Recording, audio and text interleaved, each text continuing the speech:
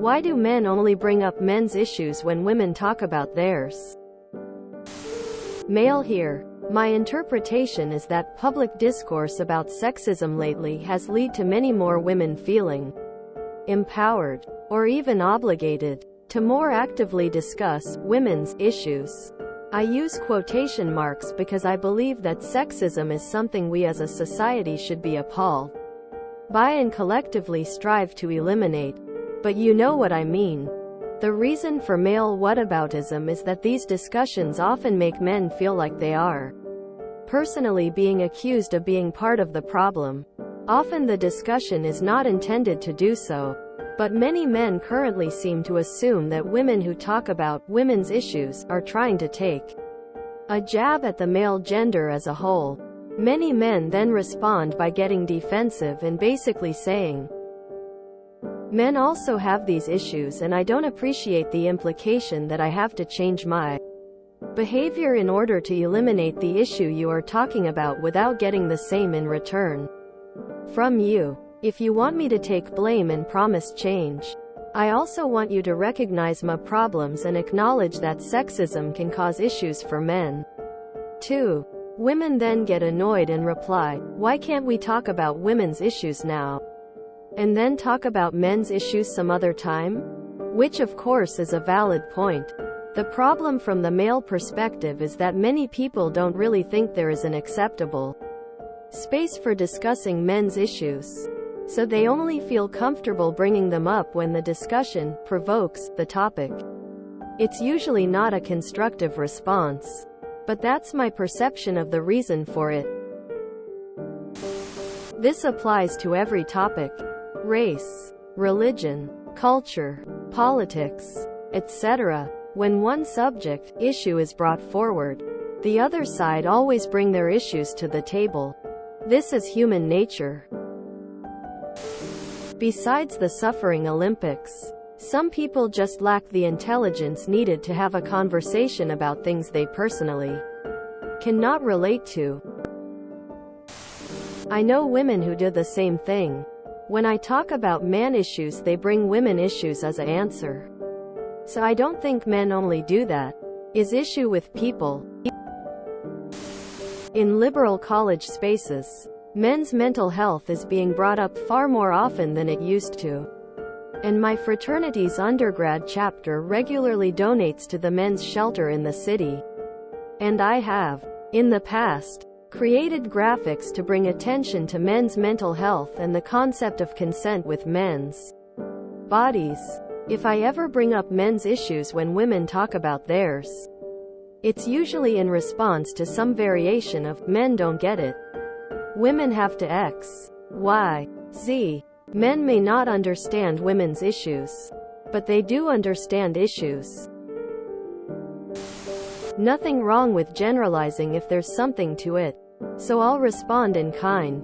Men are generally trained to not talk about their feelings. And it's generally a difficult thing for them to do and can make them a bit defensive in some weird ways. Women are generally not trained to keep feelings to themselves. This creates something like a cultural misunderstanding. On some level, we tend to assume people are the same as ourselves, even if we consciously know otherwise. Take a man who would only discuss his feelings if there was something exceptionally horrible going on. And maybe not even then. If that's how he is, that's his lens for interpreting another person who starts talking about their feelings. It's as if the person is telling them, "I have this problem, and it's worse than normal problems." It can make them defensive in that moment. Maybe he'll respond with something like, "Hey, I have problems too, you know." You know what? To hell with generalizations. I'll talk about myself. There are 4 women more central to my life than any others. My girlfriend, my 2 sisters, and my mother. Sometimes when my girlfriend or sister or mother starts talking about their grief or anxiety about something, it makes me think of all the grief and anxiety that I never express. On some level, one knows this is unfair. It feels like I blame them, as if it's somehow their fault I can't freely express my difficult emotions. I know that's irrational, but on another level, it makes me appreciate stoicism. It's a stereotype, but I think there is actually something to it. When my father died, I never called my mother or sister crying, or anyone else for that matter. But they called me crying pretty regularly. When they did, sometimes I wanted to scream. You know I'm upset about losing my father too, right? I never did that, but that was the impulse. I started to feel like a repository for the emotional turmoil of the women in my life, and it did not feel reciprocated. Even if the lack of reciprocity was caused by my lack of ability or desire to call someone on the phone while I'm crying. I mean, I know if I did call my sister or mother sobbing, they would have been okay with it. So it's not like they are unwilling to reciprocate. I just don't want or need that. But I don't have endless energy to provide it either. It's a difficult situation that fills me with a lot of conflicting feelings and impulses. Because a lot of women will attack men when talking about women's issues. You can mention women's issues without saying that women have it worse. Or they will say that only women experience something when in reality everyone experiences it. And if you do talk about men's issues on their own, outside of some specific areas, you'll be ignored, demonized, or have someone respond saying, "But women have it worse." Same reason some women talk about women's issues when a man starts talking about men's issues.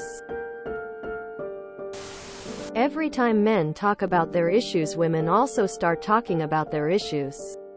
It's not a one-way street. How many times the response to men's suicide rates are too high was, well, women actually try to kill themselves more.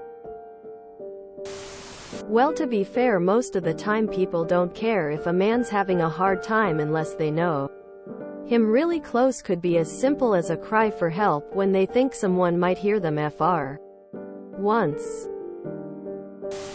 Men bring up our issues all the time, it's just that nobody listens.